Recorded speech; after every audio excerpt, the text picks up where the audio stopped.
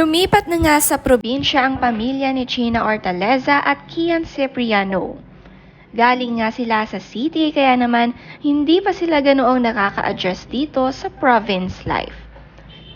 Ito nga ang bahay nila ay napakasimple lamang na bungalow house. Mayroon itong malaking backyard na mas importante raw sa kanila kaysa malaking bahay. Tiny home dreams nga ang gusto nilang mag-asawa para sa kanilang mga anak. Masaya nga raw dahil hyper ang dalawa nilang anak at talagang na-enjoy ang paglalaro sa backyard nila at palaging pawis.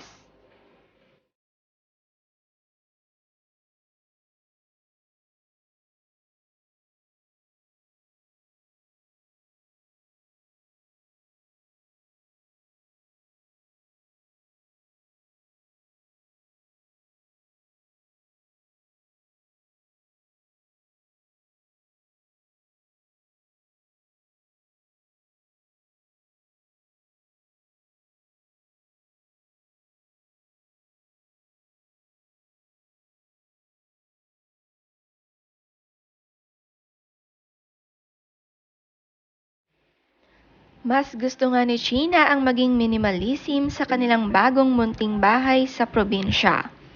Hindi kagaya sa bahay nila sa city. Mas gusto niya na maging clear at maaliwalas ang paligid ng bahay. Bago man sila lumipat ay nagpalinis sila ng bahay.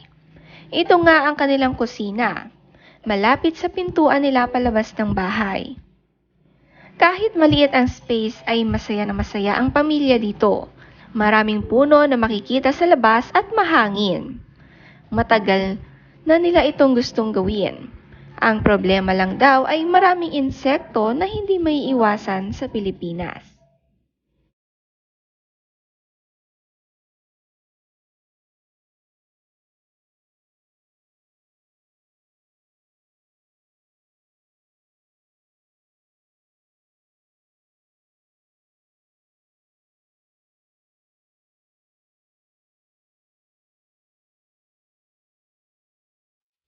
For real! For real! Somebody ordered bacon. Who? Me! What? I want bacon. No bacon? Yay. Poop. Ang cute din ng banding ng mga Ciprianos. Madalas silang mag-outing at mag-gig. Mahilig kumanta ang pamilya nila. Itong si Salem naman ay malaki na rin at marunong nang maglikot. Alagang-alaga talaga sila ni China at Kian. Napakababait na magulang nila at sobrang hands-on.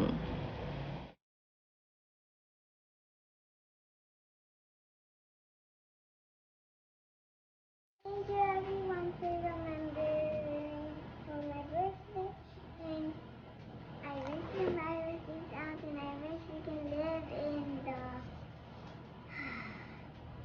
I wanna live in the beach. And I'm gonna cut this and it has a rainbow. Here's rainbow. I never had a rainbow cake. And here is a blue violet. I actually see red, yellow, and orange, yellow and green and blue and violet and pink. Awesome! See, look. Do you see that pink? Yep. Thank you everyone. Taste. I'm gonna taste it. Hala, wait lang, you haven't... Ito nga ang 5th birthday celebration ni Ate Stellar sa kanilang lumang bahay sa city noong April. Napakakikay mo talaga, Stellar. Rainbow cake nga ang kanyang birthday cake at talagang ine-explain pa niya ito sa kanyang mami. Ang magagandang kulay sa kanyang cake. Excited na nga ang magkapatid na makain itong rainbow cake.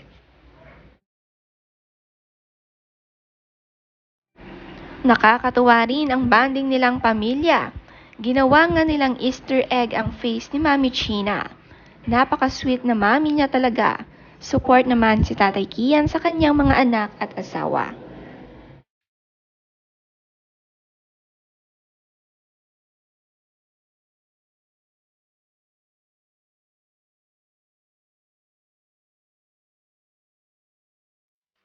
Nakakatuwa naman talaga ang pagkaaktibo ni Stellar. May meeting raw kasi si Mami Gina, pero nahuli ni Kian si Stellar na nakikinig sa pintuan gamit ang baso.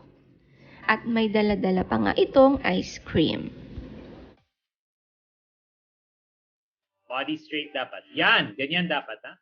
Body straight. And go. 1, 2, 3, 4, 5. Don't drop the hips. Squeeze the tummy. 6, 7, 8, 9, 10. Okay, stop. Masipag din mag-workout si Gina. Kailangan niya kasi ito para makapag-gain siya ng weight. Gusto rin daw niya kahit payat siya ay malakas ang kanyang pangangatawan. Kaya minsan naiiyak siya habang workout, ngunit kailangan daw ito ng kanyang katawan.